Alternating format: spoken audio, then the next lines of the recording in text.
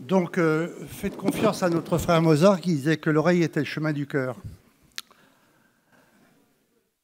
Un été chaud exceptionnel est-il pour autant répétitif? Les statistiques des perceptions des individus cet été vont parler. Il y a 3 préoccupations, le réchauffement climatique, la pollution de l'air et la pollution de l'eau.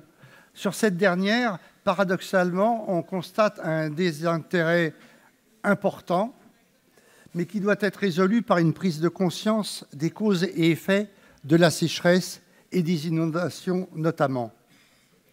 La société d'aujourd'hui passe par un individualisme informel, mais pourtant réel. Le franc-maçon, lui, ne s'abstient pas. Le pavé mosaïque, qui illustre ses travaux, offre 2 couleurs, le blanc, le noir, le oui, le non, s'impliquer ou laisser faire. L'inégalité renvoie certes aux difficultés d'accès à l'eau. Le temps est court pour devoir agir pour les générations futures. Quelle piste donc emprunter? La philosophie, les sciences, la politique, ou donner du sens aux mots avec force, discernement et souci d'harmonie? Il y a un accord unanime, c'est que l'eau est un bien commun à l'humanité, mais les États veulent se protéger et se privilégier en fonction de leurs propres intérêts nationaux. Ce n'est pas d'ailleurs à Valencia de financer le TGV qui lui serait si précieux pour transporter ces containers chinois qui jalonnent le port. Définissons aussi le partage en s'inspirant de l'équité et de l'équilibre qui sont ses fondements. Une solution universelle doit être relayée par un dialogue plus local, plus proche, puisqu'il s'agit d'individus plus connus. L'équité, c'est comprendre les besoins de l'autre sans léser l'autre. C'est de dire toute l'importance de l'harmonie et de la compatibilité humaine. La ressource de l'eau, certes, est connue, mais on ne peut pas croire à sa distribution généralisée. Ça ne peut pas être de la gestion privée, pourtant. L'homme, en fait, se crée des besoins, mais ces besoins sont-ils donc si nécessaires?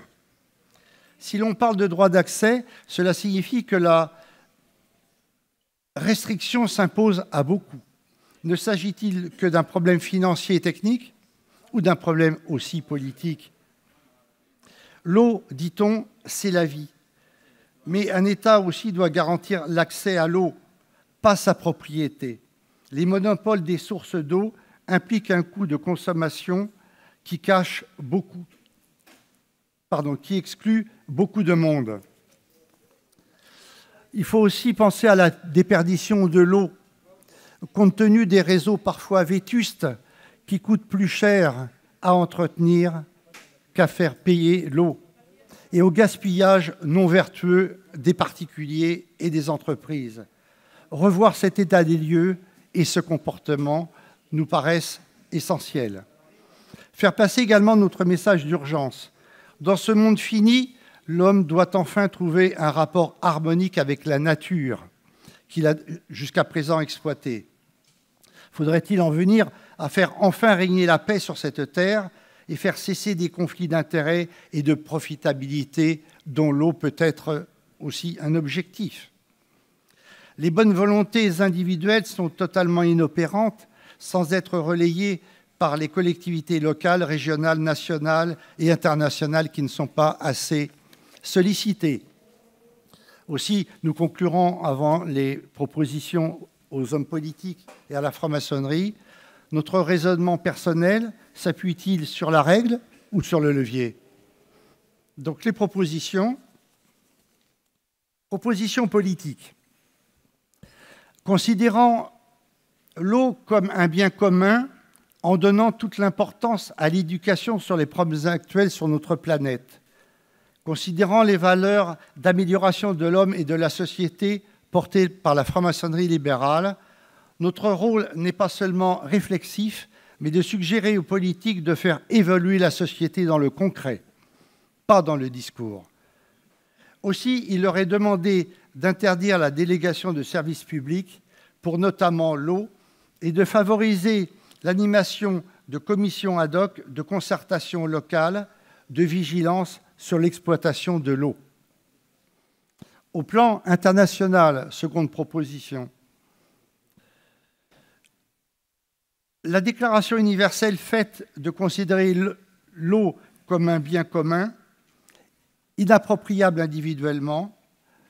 Il faut faire considérer le refus d'accès à l'eau comme un crime contre l'humanité, sans droit de veto de qui que ce soit. J'ai dit brièvement.